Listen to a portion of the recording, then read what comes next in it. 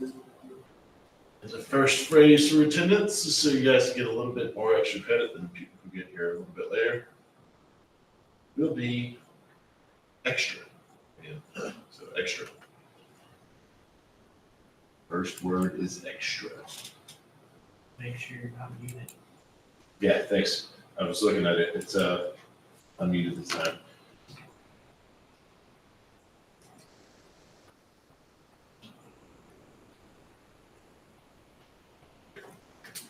And attendance. Honor, James, King, and Grace are online. So Honor, King, James. So let's go ahead and Grace. And person we had Boggs.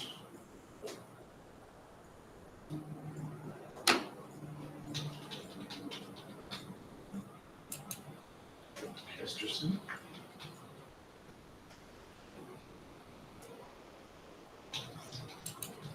And we have Harrison. That's it for now.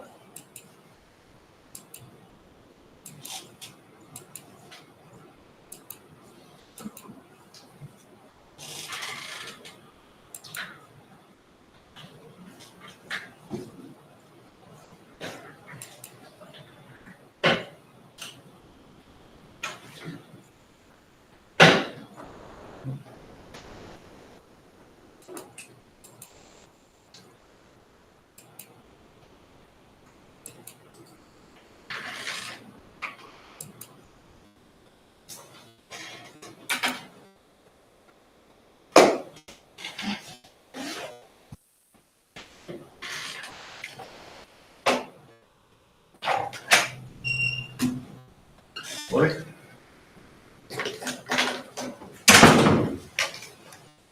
Keys here.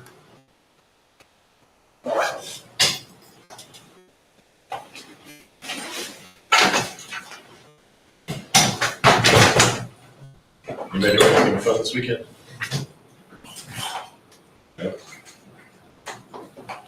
How was the trip? Game two. Wasn't bad, but that flew overnight. Okay. Better than just driving it in the morning. It was rookie as far as that. Yeah. I could have left in the morning, probably left at like 4 a.m. So, yeah, it was not bad. But then we lost, so. Yeah, that stinks.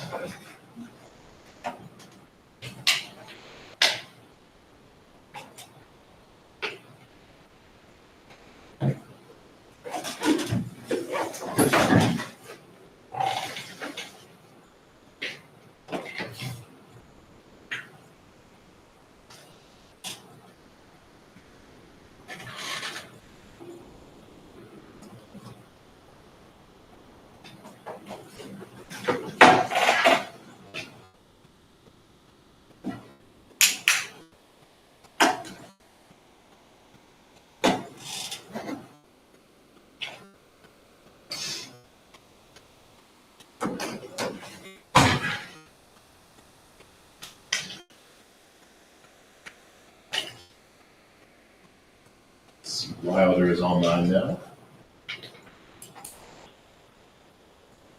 And with less than a minute to go, I'm going to do attendance one last time. Mostly for the recording. Aki is here. Boggs is here. Bonner is online. Clay is not here. Dawson is not here. Ellis is not here. Paula is here. Green is not here. Harrison is here. Henson is not here. James is online. Esterson is here. King is online. Lewis is not here. Linda Q is not here. Morrison is not here. Grace is online. Ward is not here. Wilcox is not here. Wilder is online. Parks will not be here. Did I miss anybody? It's 8 o'clock. Perfect time. So don't forget, if you're online, you need to send in the attendance words. And speaking of which, let's start the attendance, the official attendance word with the word I'm pointing at right there on the screen. The first word for attendance.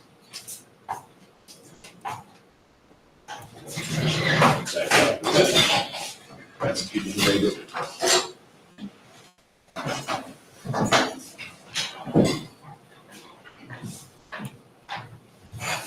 So, Earl Cox is now here. Is that Dawson?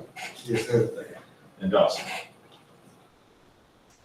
Anyway, let's get started. So, got some updates for you. It really sucks for me, but it's going to help you a little bit.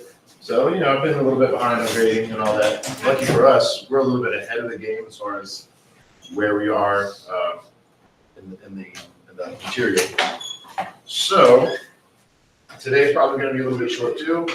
On top of the grading issues, I mentioned yesterday or last week that I had a little bit of an identity theft issue, and now it's turned into a huge issue. So I've been busy with that. Like when we're done here, I'm only doing online office hours. I'm gonna be on the phone with the bank. Somebody opened up a bank account in my name and stole thousands of dollars from my actual bank account, stuff like that. So anyway, I'm busy. Yeah, it sucks. You got scam?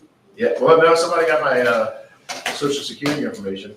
And they use that to open an account. But, so anyway, that's keeping me really busy. I gotta go open up a new bank account, all this stuff. So because of that, I'm really busy. So because of that, today's gonna be really short. Here's where it is the good news for you though. Because I'm so busy, I'm also gonna be a lot more lenient on grading until I get caught up. So if you've already turned in your lab report, for the most part, I'm probably just gonna give you full credit.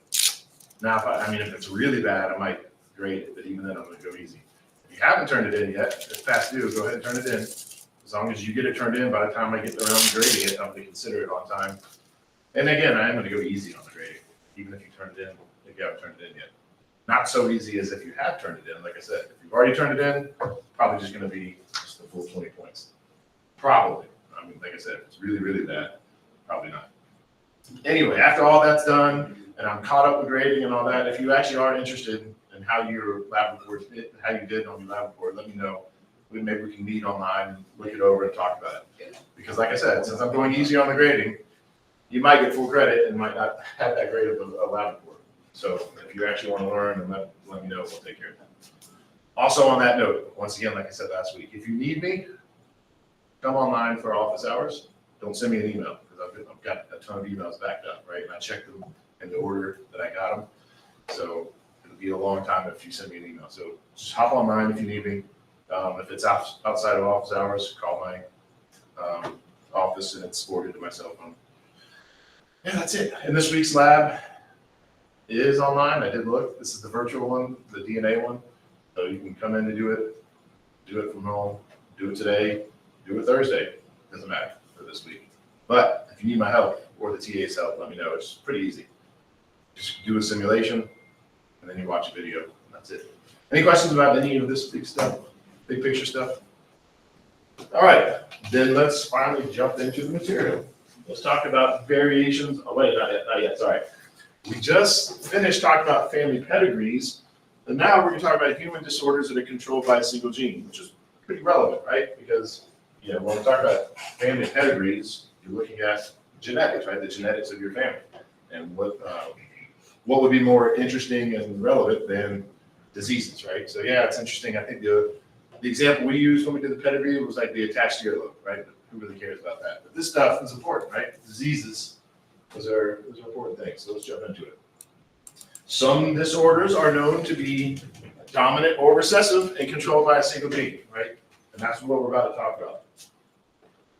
Diseases or disorders that are caused by a single gene, which is actually kind of rare, and we'll talk about that after we talk about this.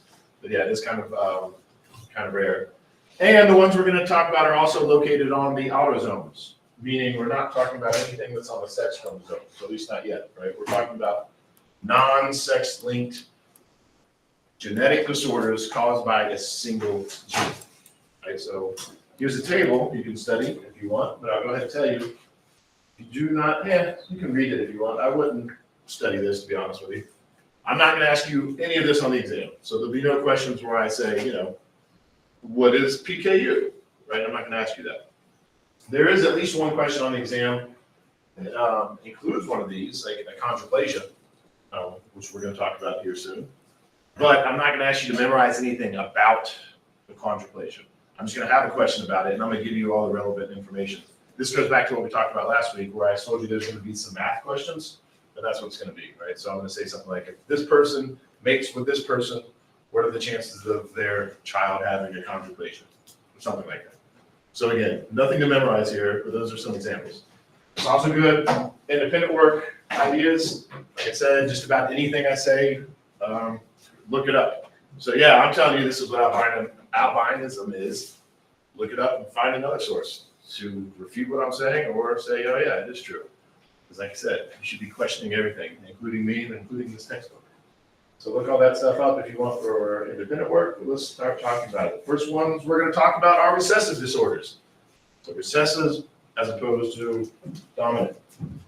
Now recessive disorders are like anything else that's recessive. To have the recessive phenotype, and then the disorder is basically a phenotype, you have to have both of those recessive alleles. But actually, I'm going to change that up a little bit. It's still a true statement, but just to ease us into what I'm about to teach you a little bit later today, I'm going to stop saying both of your alleles have to be recessive. From now on, I'm going to say 100% of your alleles have to be recessive. Probably sounds about the same to you, but you'll see why later. Saying 100% of your alleles have to be recessive is kind of the same. Actually, you know what? I'll go ahead and give you an example. We talked about earlier about how there's sometimes problems with meiosis, right? So some people have too many chromosomes or not enough chromosomes. So this is a good example of that, right? So in that case, if we're talking about a person who has 3 chromosomes, and then again, if we're talking about something recessive, then that means all 3 of their alleles would need to be recessive. So once again, 100% of the alleles of a person have to be recessive to have this recessive disorder, or any recessive disorder. Any questions about that? All right. Bless you. I might ask you this, but I might not. But most disorders are recessive. Anyway, most human genetic disorders specifically. And later, I'm going to come back and ask you why you might think that's the case. So when we talk about dominant disorders, I'm going to tell you, as you might imagine, most of them are not dominant. So once we get to that conversation, then I'm going to ask you guys and see if somebody can guess why that is the case. So before that, so just think about that and we'll move forward. Individuals that have a recessive allele but appear normal are carriers of the disorder. You should know that. It's the same thing you already know. It's just now we're just using different words. Carriers, right? Because when we're specifically talking about a disease or disorder, we use words like carriers. But when you think about it, it's the same thing as those purple flowers we looked at. When Mendel crossed the purebred purple flowers with the purebred white flowers, remember that was the P generation, and 100% of the offspring, which is the F1 generation, remember 100% of them were purple, but then when those were mated with each other, then they have white flowers again. So in a sense, you could say that those purple flowers, those heterozygotes, those F1 generations were carriers of the white allele, right? So same thing here.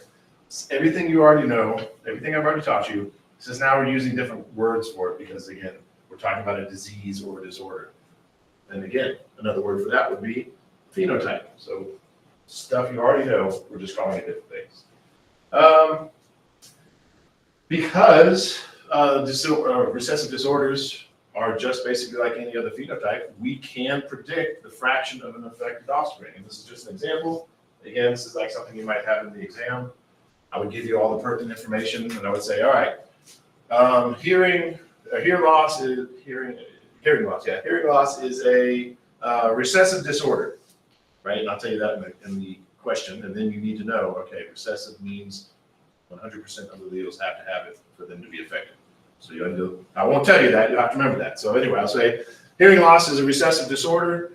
What are the chances of 2 carriers, right? Because those are both carriers. None of them have bad hearing. They have regular hearing because they have at least one dominant allele. but they are carriers. So I might in the question say, what are the chances of two carriers mating and having this kind of kid? Or I might say, what are the chances, instead of calling them carriers, I might call them heterozygotes. So just keep that in mind. For the exam, there will be a couple of questions like this, where I say, what happens when this person mates with this person? And again, just keep in your mind, I might call them by their condition, so I might say a carrier, or I might call them by their genotype, in this case, heterozygotes.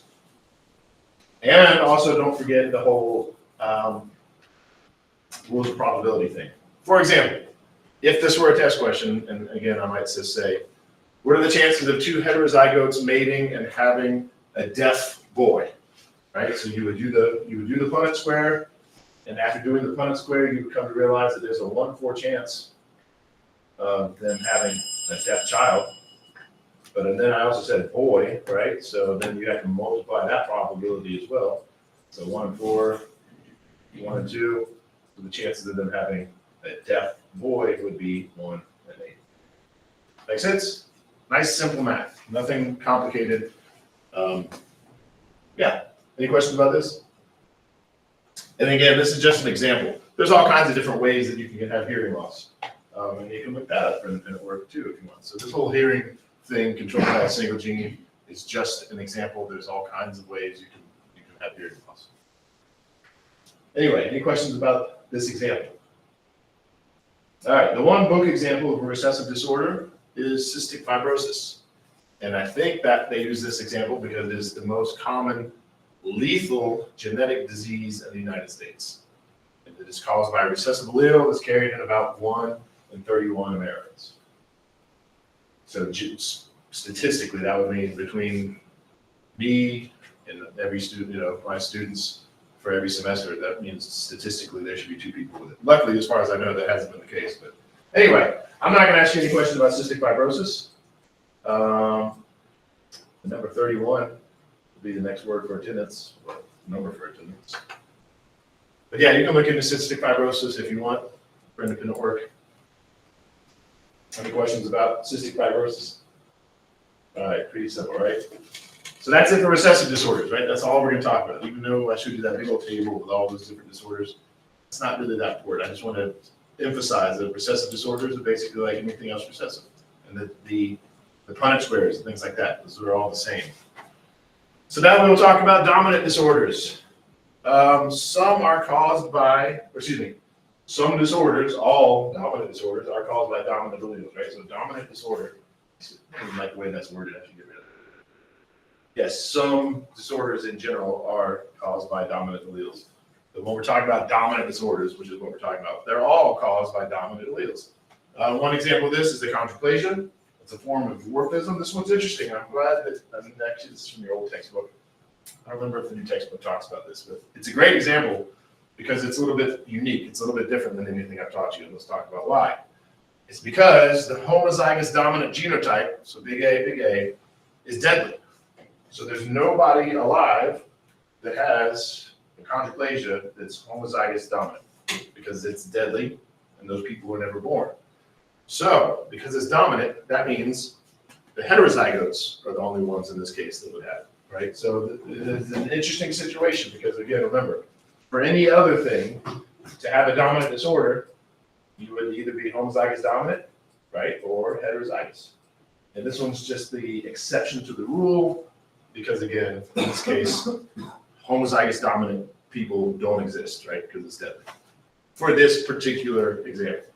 Now, there are other dominant disorders that don't follow this weird pattern, but this one does. Yeah, so because of that, and I can show you the math. Yeah, and I will show you the math on the next slide. A person that has achondroplasia has a 50% chance of passing that condition on to their child. Not that you need to memorize that, but I'm just letting you know, and then there's my proof. Right, so this is a normal person, i.e. does not have achondroplasia, therefore they must have 2 recessive alleles, right? So they mate with somebody who has it. Obviously, the person who has it has to be heterozygous because they can't be homozygous dominant, otherwise they'd be dead, they wouldn't exist. So if those 2 people mate, you can do the Punnett square, and you can see here, again, the 50% chance of having a child with dwarfism. Any questions about that? And then, if you wanted to, let's look at what would happen if two dwarfs mated, right? So big D, little d for this person too. Then that would be big D. So that child would never be born. Big D, little d. Here we would have a big D, little d, and then little d, little d. Yeah, so there, again, if two dwarves, two people with achondroplasia mated, that means 1 in 4 chance their child wouldn't make it. And then what? Again, a 50% chance that they would have achondroplasia and a 1 in 4 chance that they would be normal.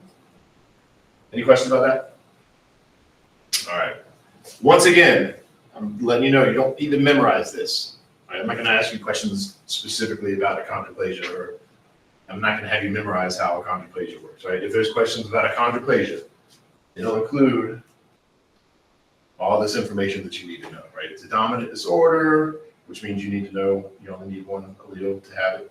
And I'll also remind you of this part because, again, I don't expect you to memorize this, but the homozygous condition for this disorder is deadly, so those people don't exist.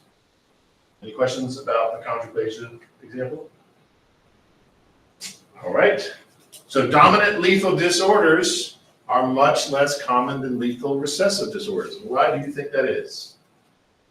When we talked about lethal recessive disorders, I said they were more common. Why do you think that is, now that you've had a little bit of time to think about it? Any guesses? Well, basically, because if they're dominant and you have the condition, if you have just one of those alleles, that means you have the condition, and if it's lethal, that means it's going to kill you. So obviously, there's less chance of you even having children, right? So if it's deadly and you only need one of the alleles, then you're less likely to pass that allele along because, again, you're less likely to survive.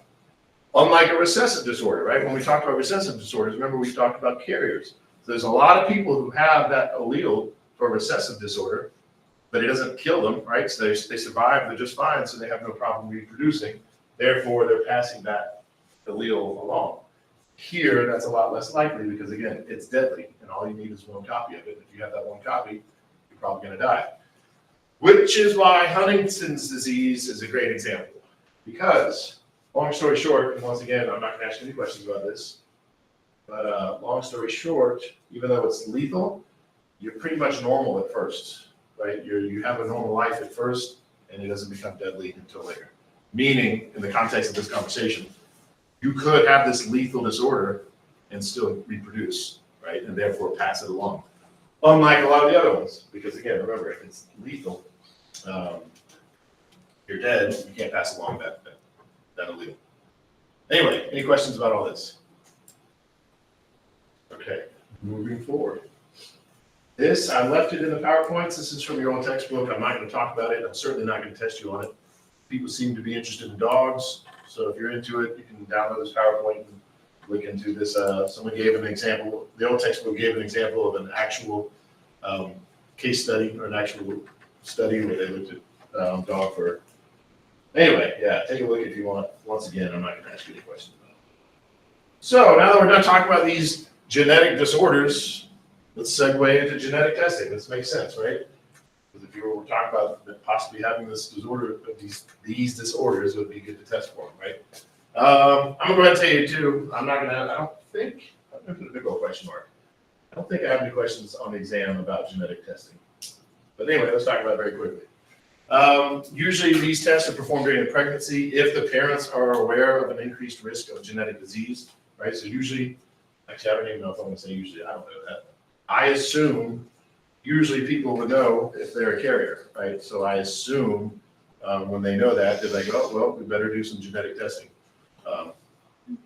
Anyway, so one example is amniocentesis. That's when they use the needle, they pull out some liquid, and they can get some cells from that liquid, and then they can look at the genetics. But yeah, that's just one example.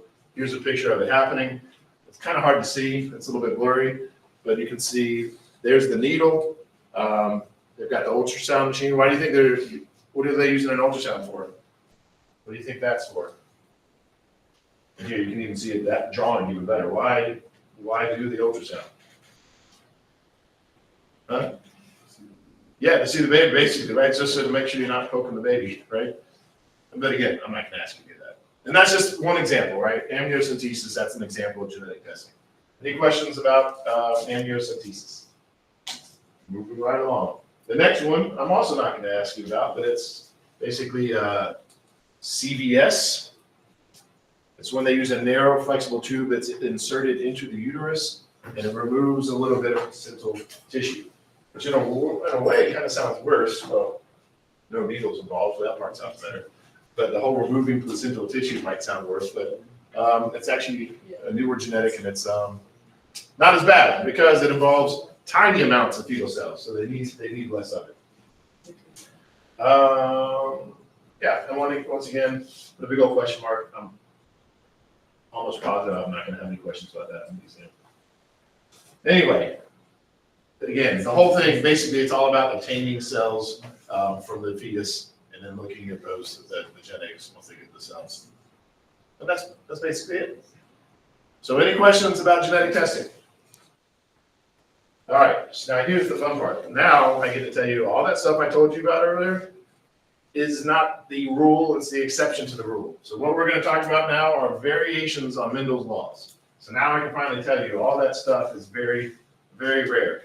Usually things are not controlled by one single gene. A lot of times too, there's more than 2 alleles. So everything you learned, which is important to learn because you understand the basics of genetics, but now we're gonna get more complicated. And I'm telling you, everything you just learned, it's not usually that easy. So let's talk about it. Variations on Mendel's law. Mendel's laws explain the inheritance in terms of genes that are passed from one generation to the next, according to the rules of probability, right? So everything I taught you previously, that sums it up, that bullet point sums it up, right? And it is valid for all sexually reproducing organisms, but it does not explain some patterns of inheritance, right? Mostly, Mendel's rules that you learned and need to know for the exam, like laws of independent assortment and segregation, right? Most of these rules cannot account for patterns of inheritance. So they're important to know, but again, they're more like the exception to the rule than the rule. Even with the lab we did, a lot of that, and again, this is a good independent work topic if you want, because it can be done really quickly, and you can just send it as an email to get your 1 point, as opposed to taking time to write a whole paper. But you can look each one of those up, like, because I already told you, for example, eye color is not that simple, right? It's not just, it's not just the one gene, the one allele. So you can look up every single thing we did for lab and tell me, was it accurate or was it oversimplified? Anyway, that being said, let's talk about it. The one thing we're going to talk about is something, the first thing we're going to talk about is something called incomplete dominance. Now there's going to be an exam, or a few exam questions where I say, this thing mated with this thing, these were the offsprings, what kind of dominance is it? So before we move forward, I'll go ahead and tell you now, everything I've taught you previously is just called complete dominance, or just dominance, right? So everything I taught you previously, it's either you have it or you don't, right? There's a dominant and there's a recessive allele. If you have just one of the dominant alleles, then you have that dominant phenotype. If you have 2 recessive alleles, then you have the recessive phenotype. If you're heterozygous, then you have the dominant phenotype because you have that one dominant allele and it is dominant. So now, again, I'm telling you, the next one I'm teaching is called incomplete dominance. So as I'm teaching you what incomplete dominance is, keep in mind that the test question is going to be, I'm going to say this thing mated with this thing, these were the results. I'm also going to use a hypothetical example. I'm going to use something that doesn't even exist. So there's no need to go studying, don't go studying all the different incomplete dominant examples because I'm going to come up with some new animal or some kind of alien and come up with some phenotype that's completely made up. Anyway, incomplete dominance. This is when the F1 phenotype is between the 2 parents. If we're still using Mendel as the example, right? So again, if we had a purebred male of one phenotype and a purebred female of another phenotype, remember when you cross those together, that would be the P generation, and their offspring are called the F1 generation. So what we're saying here, again, in short, is in incomplete dominance, the heterozygotes are a mixture of both of the phenotypes. Does that make sense? Make sure you know that. It's a mixture of both. So this is no longer, again, where the heterozygote displays the dominant phenotype just because it has that one dominant allele. No, in this case, it blends. Some examples, and again, don't memorize these examples. These are just examples, and some of them aren't even real. It's just good to help you visualize what I'm talking about. If you mix a white flower with a red flower, you would get a pink flower, right? So the heterozygote would be pink instead of red, if you make, let's say maybe if you mix a black mouse with a white mouse and you get a gray mouse. Or if you mix a curly haired dog with a straight haired dog and you get a wavy haired dog. Hopefully this makes sense. Make sure you know that, because again, for the exam, I'm going to say this thing mated with this thing, these were the offsprings, what kind of dominance was it? So here's a visualization. We still have dominant and recessive alleles. So in this example, red is dominant, right? So that's homozygous dominant, big R, big R. This one's white, it's recessive, so little r, little r. When this thing goes through meiosis, and those alleles segregate from each other, right? Still 100% of the sperm, the gametes are going to be big R, right? Same here. Well, yes, it's going to go through meiosis. Those little r's are going to get segregated, but still 100% of their gametes are going to be little r. So anyway, you cross those things. Obviously, 100% of the offspring are going to be heterozygous, because when you mix big R, little r, that's what you end up with. So 100% of the F1 generation would be pink. Because again, in this case, this is incomplete dominance. So yes, it has the dominant allele of red, but because it's incomplete dominance, it doesn't work that way. In this case, it's a mixture of the two phenotypes. Does anybody have any questions about how that works? All right, and then once again, if I were to, the rules are still the same as far as the genotypes are concerned, right? So if you were to cross the F1 generation with itself, that's a heterozygous mating with a heterozygous, and then you get the same genotype frequencies, right? 1 out of 4 would be homozygous dominant, 2 out of 4, or 1/2, would be heterozygous, and 1 out of 4 would be homozygous recessive. The thing that is different mathematically, again, it's not the genotype, but now the phenotype is different. Because remember, previously when we talked complete dominance, you would have three dominant phenotypes and 1 recessive phenotype. But in this case, it's different, right? Here you have 1 dominant phenotype, 2 of that in between intermediate phenotypes, and 1 recessive phenotype. So any questions about this example? All right, let's give you an actual example, and one that's relatively important because it's for humans. Hypercholesterolemia is the human example of incomplete dominance in people. This is when people have dangerously high levels of cholesterol. Don't get me wrong, other people can have dangerously high levels of cholesterol without having this disease. But when people have this disease, they do have dangerously high levels of cholesterol.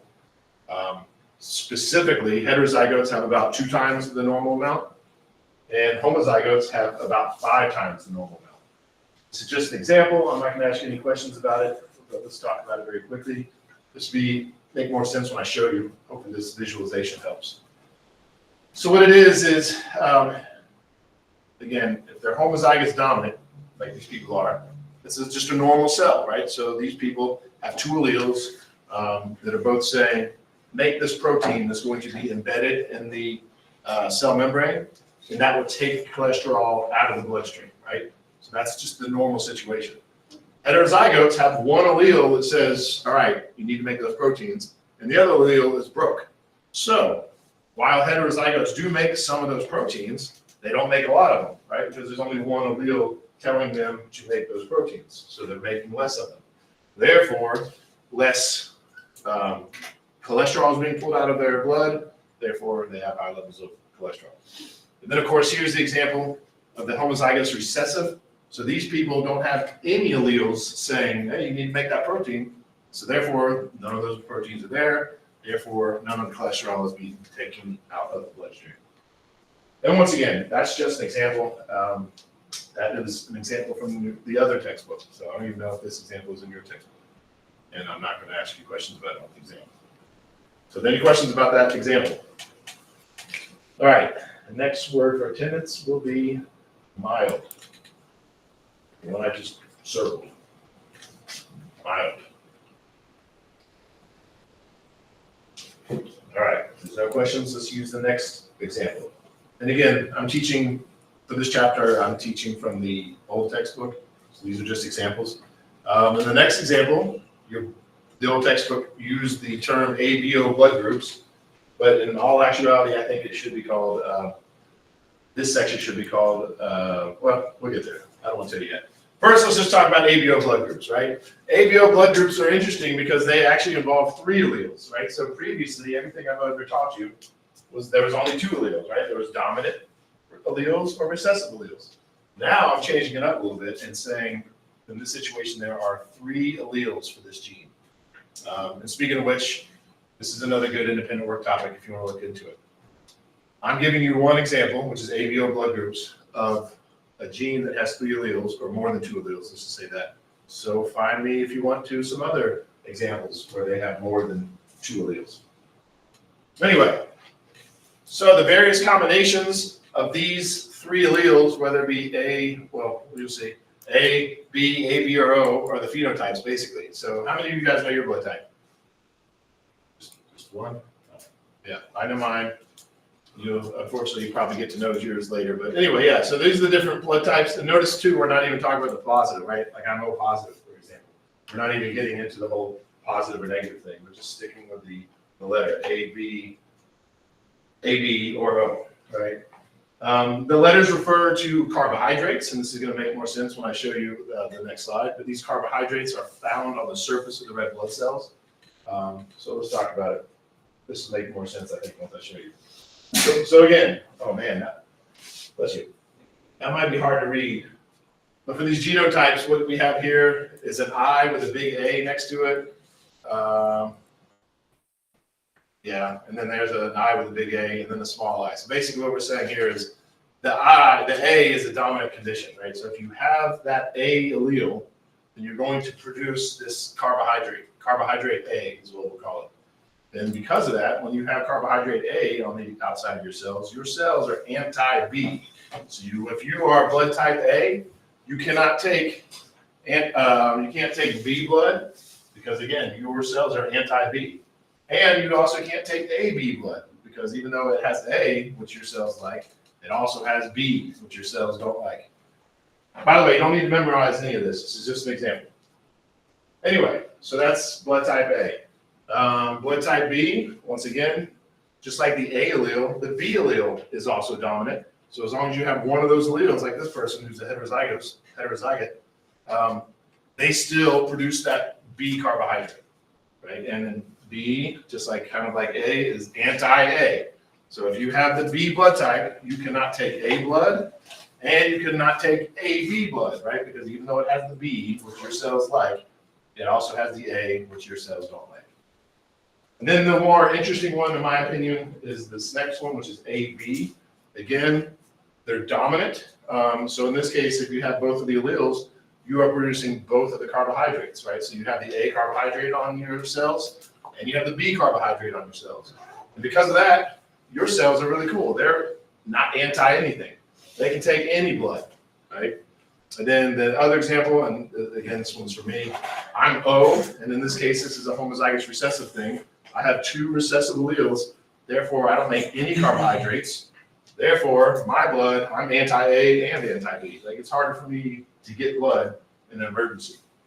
On the flip side of that, it's easier for me to give blood because my blood, because I don't have any carbohydrates, that's called the universal donor. So anybody can take O blood because there's no carbohydrates on it. And the opposite of that would be, even though we already talked about it, AB would be the universal receiver, right? Those people can get any blood, and then people who have the O blood type can give any blood, or anybody can take their blood, I guess. Anyway, any questions about this example? I got a question. Yeah, Where's the negative and the positive come in? that's a whole different thing, and if you want to look it up for independent work, you can. I was not looking into that. It has nothing to do with carbohydrates. It's a different factor. And actually, now that I think about it, I need to reread your textbook. Well, I don't think it's in there, but it might be. Anyway, I'm trying to go through this quickly, so I'm not even going to read this. Basically, all this is saying what I already said earlier. If you get the wrong blood, it can kill you. If you're A, that means you're anti-B. If you're B, that means you're anti-A. If you're AB, that means you're not anti-anything, and if you're O, that means you're anti-everything. The same here too. This slide is basically just telling you everything I've already told you, but it's in writing. Same with this. But yeah, here's the word that you finally need to know. What I just described to you is an example of codominance. So remember, for the exam, you need to know the difference between dominance, regular old dominance, which is the first thing I've been teaching you about. Then I taught you about incomplete dominance, where the phenotype was a mixture, like a blend of the two. And now I'm talking about codominance. And in codominance, and sometimes people get this confused, don't confuse codominance with incomplete dominance. For codominance, both genotypes show up. So here's a great example. Of course, some of these are just hypotheticals, because like the dog thing doesn't work this way, but it's a good visualization. Imagine a black dog mating with a white dog, and you get a black dog with white spots, right? That would be an example of codominance. And to throw it back to what we talked about previously, if you had a black dog and a white dog, and then they had gray offspring, that would be incomplete dominance, right? That would be a blending. But this isn't a blending. This is when both of the phenotypes show up. Another example, a real example, is called a roan. That's the type of cow. So if you mix a red cow and a white cow, you have a white cow with red spots, right? So it's not a blend of the two phenotypes. It's both phenotypes are showing up separately. Here's another good example. Red flower and a white flower, you get a red flower with white spots, right? So once again, both phenotypes are showing up. And I like this little picture. I don't remember where I got it, but it shows, I like it because it shows codominance, which is what we're currently talking about, and then incomplete dominance, which is what we talked about previously. So any questions about codominance? All right, and remember, for the exam, I'm going to say this thing mated with this thing, these were the offsprings, or these were the results, and what is, what type of dominance is that? So you need to be able to recognize an example. An example I've not taught you because this is going to be a hypothetical, made-up example. But again, for codominance, you need to recognize it because both phenotypes show up. All right. So there's no questions about that. Let's talk about the next type, which is called pleiotropy. Let's see, 837. Yeah. Let's talk about pleiotropy and then maybe be done for the day. Pleiotropy. Let's jump into it. An example of this is sickle cell disease. This is one of those situations, and this is a new situation we haven't talked about yet, but it's not one gene and one phenotype, right? In this case, it's one gene, and it has a lot of different characters. So this one gene causes a lot of different things. And sickle cell disease is a great example of that. I'm not going to specifically ask you questions about sickle cell disease, and we're also going to talk about sickle cell disease later when we talk about mutations and when we talk about natural selection. So we're going to come back to this. But anyway, what is sickle cell disease? This is, again, an example of pleiotropy. This is when you have abnormal hemoglobin proteins. So again, well, not again, later I'm going to teach you about the mutation that causes this. But for now, just know that there's a mutation that causes it. And because of that mutation, the protein in these blood cells is misshaped. And because of the protein being misshaped, the whole red blood cell is misshaped. And because the whole red blood cell is misshaped, then you have this whole slew of things that go along with it. Right? And this is just an example. Again, I'm not going to ask you any questions, but you have the one gene that causes that one protein to be shaped a little bit different. And then because of that, you have all these problems, right? So again, one gene, many characters, that is an example of pleiotropy. So on the exam, when I make up some hypothetical situation that's not even real, and this is one gene and it causes a bunch of different things, you should say, oh yeah, that's pleiotropy. Any questions about pleiotropy? All right, so then the last word for attendance is going to be early, because we're stopping a little bit early so I can get caught up to grading and go work on my identity theft stuff. So you guys have a good week. Again, if you need me, try not to email me because it'll be a lot. If you need me, try to join me online for office hours or call me.